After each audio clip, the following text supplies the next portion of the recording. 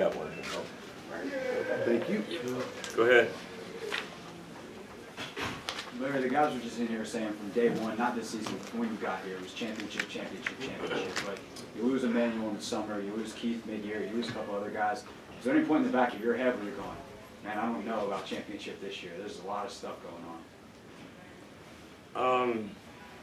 Well, one, I don't think we'd be sitting here with it, winning a championship without Matt's contribution. You know, he leaves me with Sean and Nick and Ryan and Emmanuel and Kevin. You know, those guys are pretty special kids. But when we got here, you know, I think we just felt with all the things SMU has to offer, you know, going in the Big East,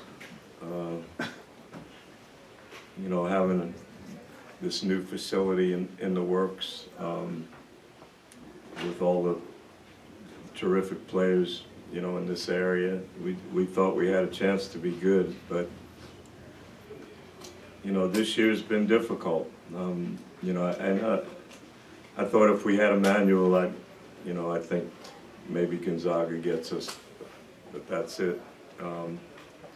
Then he doesn't come, and we don't have time to, you know, replace him. That was tough, and then losing Keith the way we lost Keith was, I still haven't gotten over that one. I still don't understand that one.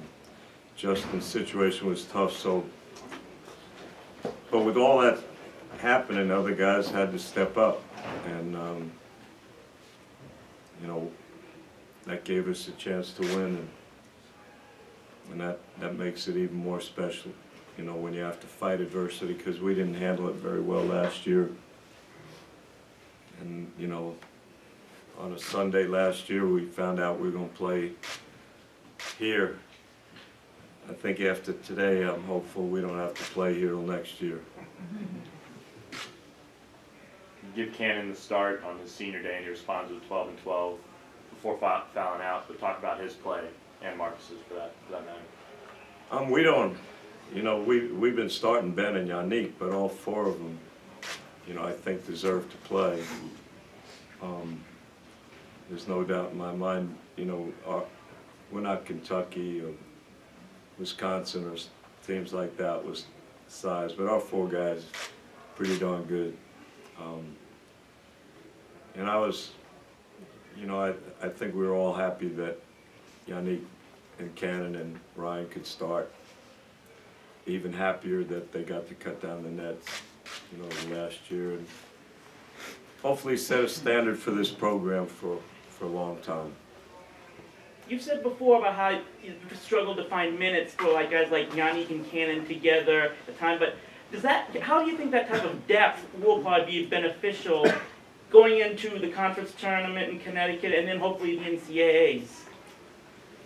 Well, we better get in the NCAA. I didn't politic last year, but if we don't get in, there's something wrong. But I think depth and size helps you, because those guys, they don't have to play tired. They can be aggressive on both ends of the court.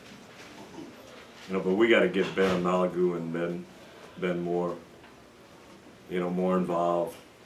You know, I didn't get to play them enough today, but they're going to have to play during the conference tournament. But you know, it seems to me college ball, you get so many timeouts. You know, and hopefully in tournaments you get even more and they're longer. So, but I'm confident we have 8 guys that can play at a high level, and we're going to need all 8. Can you rest easy on the NCAA tournament front, or is that just not possible after what happened last year? Pardon me? Can you rest easy about getting into the tournament, or is it not possible after last year? Oh, I would never rest easy. I mean, you know, again, you know, at the time we didn't get in. You know, we lost to Houston, we lost to Memphis. I don't think they put much stock in our conference. I don't think they do it again. You know, but you know, I guess my concern and our staff's concern and the players, we got to get ready for Connecticut. You know, that tournament in Hartford, because everything right now is like a 7th game in the NBA. You know, it's one and done. So we gotta enjoy this because we beat a terrific team that was really well prepared, that played unbelievably hard, that had a great year, and I think a game like this is going to help us, and we just got to get ready for Friday. Coach, I know you've been spending a lot of time about your own team getting in the NCAA, but is there an endorsement for what you mentioned about this league and not getting the respect? Does Tulsa deserve to get a nod? Does Cincinnati deserve to get a nod? How would you rank this conference as far as that is concerned? You know, I felt pretty good about it last year. You know, when I saw Louisville get a 4 seed. Louisville's half the team they were last year. Think about who they lost.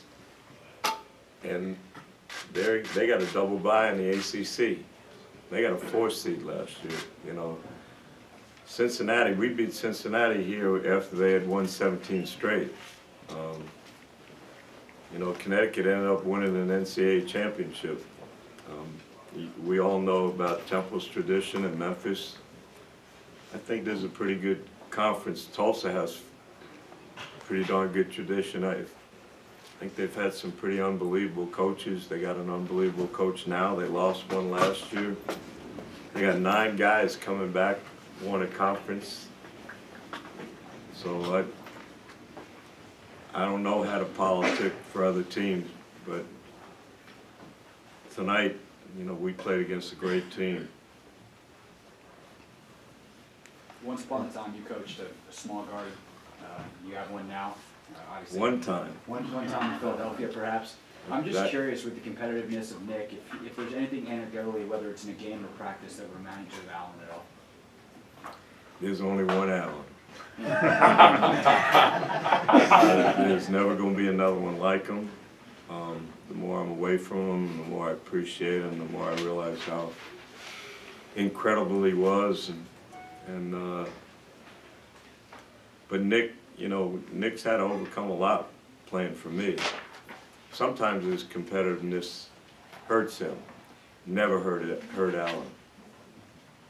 And Nick's learning to deal with that. He's learning to deal with difficult situations when the ball's not going in the basket, and he's finding out ways he can help us win. But you know, being a point guard on a high level for a coach who has unbelievable expectations for that position is not easy, and he's made unbelievable progress. Do you mind if I ask you who's a better practice player? Allen was the best practice player till we started playing games. He got himself ready. You know, but he never disappointed me in his will to win and his effort. And you know, our kids, you'll ask them, you know, this was a highlight for us in our program, but I bet you anything that him coming to talk to our team is probably as close to this moment as we've all experienced. What does getting his first title mean to you? I just, you know, well, you know, I got to talk to you in your class the other day, but these last 2 weeks have been really hard because we lost somebody that was unbelievable. It was so important in my life. So every time you do something that's special, you know, you realize how much he had a part of it. So I think I appreciate things a lot more now, you know, than maybe 3 weeks ago.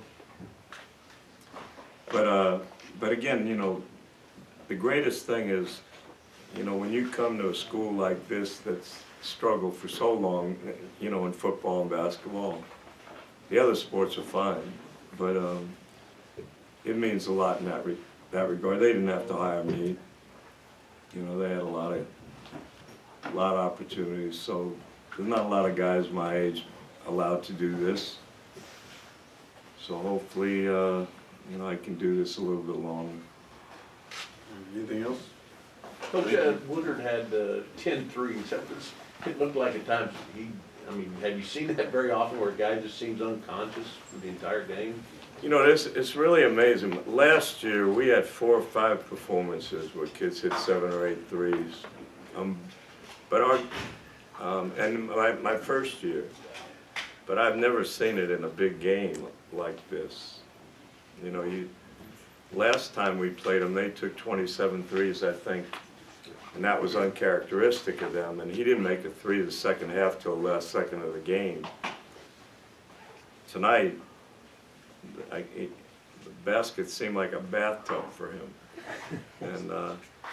and he kept stepping up and making them and forcing us to make free throws. He was phenomenal. But I thought I was in awe of Frank and you know how he got that team prepared, how hard they played, you know, on the road. They did a lot of unbelievable things tonight. We had to really get pretty fortunate to win that game. Thank you. Thank you, Coach. Well, Coach, I was going to ask, do you even bring up last year at all to use motivation, or do you use like a solid play of what's going on right now for the team to pump them up week to week about the NCAA tournament? I don't know if I pump them up. We talk about it all the time. We talked about it from day one that we had nobody to blame but ourselves. We know there were a lot of games last year that adversity hit and we weren't able to deal with it. So we talk about that all the time, and this team's been hit with more adversity than just about anybody when you consider who we lost and what it might have looked like. So I think we're going to probably talk about the same thing when we play Friday. But we won 7 conference games on the road. You know, last year every conference game on the road was a crapshoot. We've won big games this year. We played against quality teams, and I think we've grown, and I'm hopeful that we can continue to do so. Thank you. Thank you.